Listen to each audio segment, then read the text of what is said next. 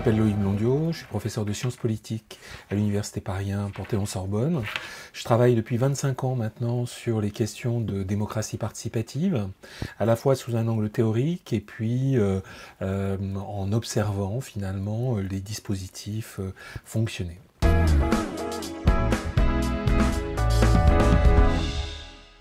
Alors, la participation citoyenne, donc, elle peut prendre des formes multiples. Elle peut être institutionnalisée ou elle peut s'exprimer en dehors de toute institution. Et aujourd'hui, une des caractéristiques, finalement, de la période actuelle, c'est que les citoyens sont vraiment capables de se mobiliser de manière informelle, à travers des manifestations, des mobilisations. Les jeunes, en particulier, sont particulièrement expressifs aujourd'hui. Mais la participation citoyenne institutionnalisée, c'est un autre aspect de la participation et c'est une autre dimension de la démocratie. En fait, c'est lorsqu'on invite le citoyen à s'exprimer dans le cadre d'un processus de décision. Alors, soit très en amont du processus de décision, au moment où il s'agit de réfléchir aux grandes orientations, soit beaucoup plus en aval, lorsqu'il s'agit de débattre d'un projet, de ses caractéristiques ou d'un équipement dans un cadre local ou national. Voilà.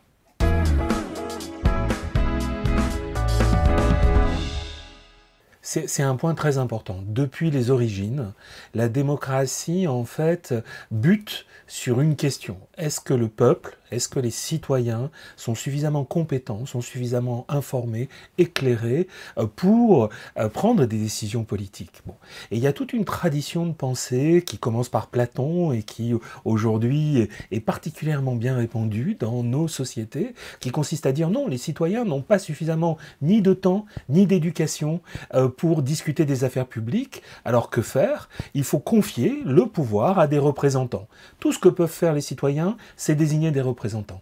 Et Montesquieu disait, les citoyens ne sont pas capables de débattre de politique, mais ils sont capables de repérer ceux qui vont pouvoir gouverner à leur place. C'est contre cette idée-là, finalement, que la démocratie participative se construit et qu'elle, finalement, affirme un principe d'égale compétence de tous les citoyens dès lors qu'il s'agit de discuter de questions de justice, de questions politique. Il ne faut pas être un savant, il ne faut pas être un expert pour faire de la politique. Si on n'accepte pas cette idée, c'est que fondamentalement, on n'est pas démocrate.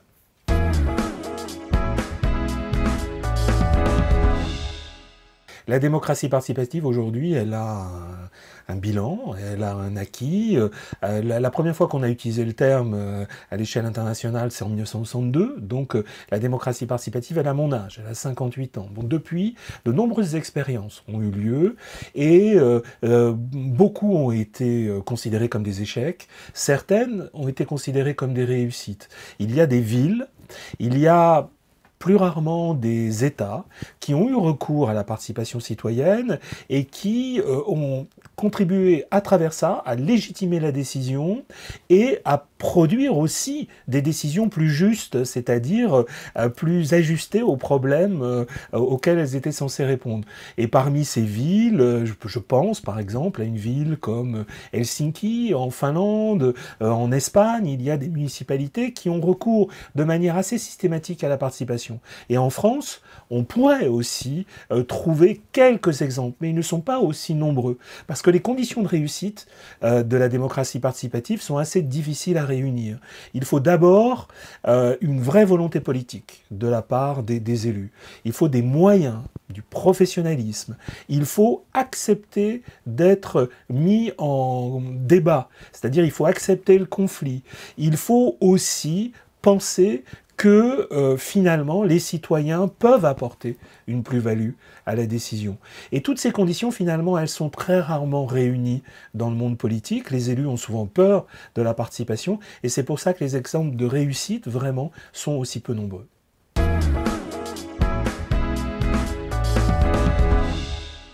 Oui, la crise sanitaire est en train de changer, de bouleverser nos sociétés.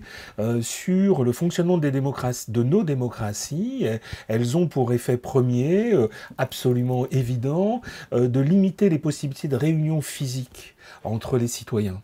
Or, à la base des mobilisations, mais aussi à la base de la discussion démocratique, il faut ce contact physique entre les citoyens qui aujourd'hui est entravé par la pandémie. Et la question de savoir si on peut constituer des publics actifs uniquement par la voie numérique est une question réelle. Tout le monde n'a pas accès au numérique et je pense que le risque de régression démocratique est tout à fait présent avec la pandémie.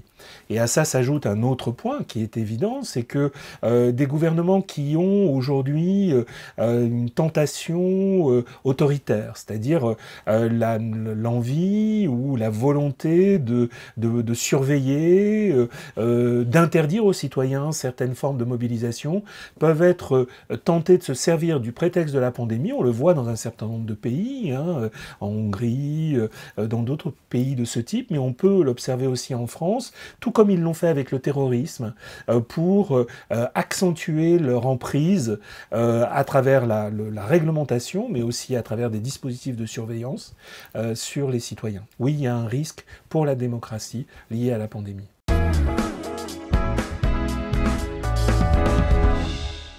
Si la pandémie a eu comme effet positif pour nos sociétés en général de mettre la lumière sur l'importance de certains groupes sociaux, de certains acteurs, de certaines activités, elle a montré aussi que nos sociétés étaient relativement résilientes, elles ne se sont pas effondrées. L'État, même s'il est beaucoup critiqué et même s'il a fait beaucoup d'erreurs, l'État a tenu, et ça c'est quelque chose, c'est un enseignement relativement positif de la pandémie, mais au-delà on ne peut pas penser qu'elle va nous faire avancer, au contraire, elle va nous faire régresser.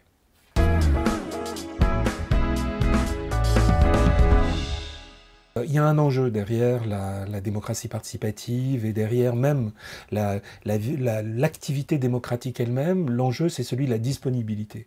On a des sociétés aujourd'hui qui sont vraiment organisées vers la production, c'est-à-dire autour du travail, c'est-à-dire la nécessité pour gagner sa vie de travailler, et vers la consommation. C'est-à-dire que, en fait, nos horizons en tant que citoyens sont relativement bornés. Et le temps laissé, la disponibilité physique, mais aussi mentale, qui est laissée à l'activité politique proprement dite, c'est restreinte, sauf pour les retraités. Et c'est vrai qu'on voit dans les dispositifs participatifs les retraités très actifs. Mais pour les autres catégories de la population, il va falloir penser la possibilité de se dégager des activités productives et consuméristes pour vraiment participer aux affaires civiques. C'est une condition sine qua non de la survie de nos démocraties.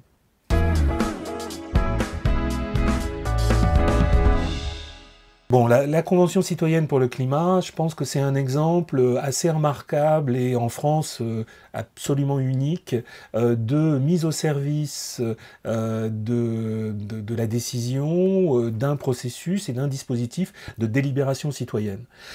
Qu'est-ce qui fait la force de la Convention citoyenne? C'est que on a constitué vraiment un groupe de 150 citoyens qui étaient représentatif sociologiquement de toutes les catégories qui composent la France. Et donc on n'avait pas que des diplômés, on n'avait pas que des gens experts, on avait des gens de tous les milieux, de tous les territoires, de tous les niveaux d'éducation, et ça c'est capital.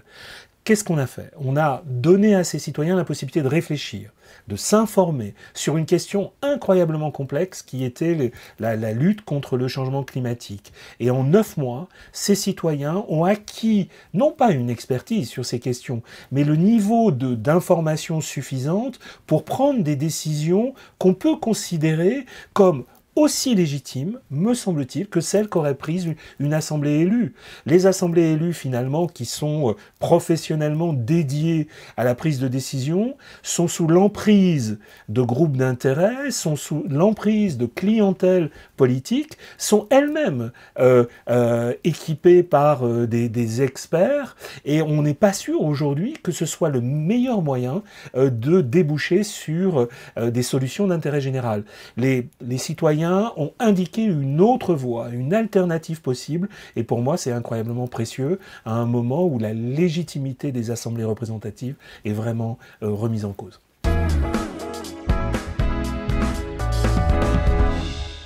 Les émotions en général ont mauvaise presse dans la réflexion politique, dans la pensée politique. Cette fameuse opposition entre les émotions et la raison, elle gouverne nos perceptions de ce qu'il est légitime de dire, de faire et en matière politique. Et on a tendance à penser que la politique, elle doit être gouvernée exclusivement par la raison. Or, il me semble qu'on fait une erreur majeure. Pour s'engager politiquement, pour s'intéresser à la politique, il faut y investir quelque chose et ça passe par les émotions. Et puis, continuer à penser que seule la raison doit gouverner, c'est faire en sorte que les experts, ceux qui se présentent comme rationnels, qui sont capables d'adopter une posture rationnelle, gardent l'essentiel du pouvoir. En fait, les émotions sont souvent renvoyées aux catégories subalternes, aux femmes, aux personnes d'origine populaire, dont on pense qu'elles ne sont pas capables de maîtriser leurs émotions. Et quand on fait ça, quand on fait la police des émotions dans les débats démocratiques, d'un certain point de vue, on renforce des systèmes de domination et on ne permet pas à ces catégories, finalement, d'être visibles dans le débat politique.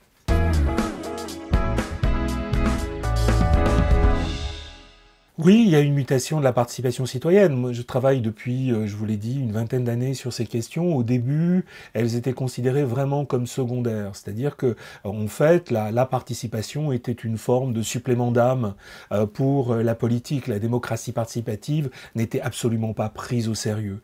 Aujourd'hui, le sentiment largement partagé d'une impasse fait que de plus en plus nombreux parmi les citoyens, mais aussi, et ça c'est relativement nouveau, parmi les élus, commencent à penser que finalement il va falloir trouver d'autres modalités de prise de décision dans nos sociétés, que l'élection ne permet plus de fournir la légitimité suffisante aux représentants pour prendre des décisions à la place des citoyens, pour eux, mais sans eux. Et donc maintenant, l'impératif participatif commence à être reconnu, à s'installer. On l'a vu au moment des élections municipales.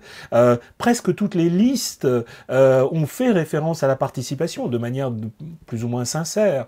Mais il me semble que désormais l'impératif participatif est installé et pris au sérieux. Et ça, c'est une nouveauté.